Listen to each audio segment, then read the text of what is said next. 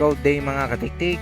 Ipapakita ko pala sa inyo ngayon kung paano nga ba mag hard reset ng Huawei Mate 30 Pro 5G. So mapapansin nyo, ano lang mga katiktik, isa lang yung pindutan niya, power switch lang yung nandito, wala siyang volume. So ganito lang ang technique dyan mga katiktik.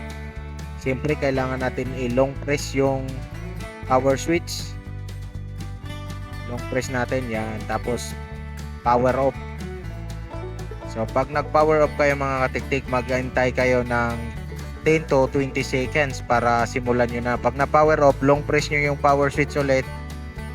Ilo-long press mo siya. Pag lumabas na yung Huawei na logo, bitawan nyo, tapos pindot nyo kayo ng 3 beses, tapos hayaan bitawan nyo ulit. So ganito, long press tayo ng power switch hanggang lumabas yung Huawei na logo.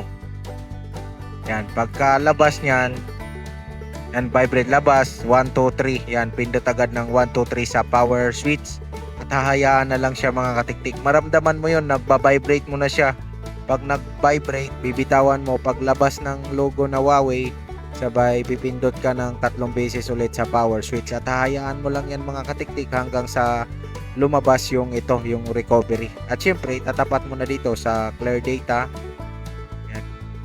Sa wipe data, kailangan mo dito mag-type ng yes. So ganun lang kadali ang pag hard reset nito mga katiktik, yung ating Huawei Mate 30 Pro 5G. So ganun lang, sana may nakakuha kayo dito ng idea. Don't forget to like my video, and syempre subscribe ka na rin para maging updated ka sa susunod ko na upload sa ating channel.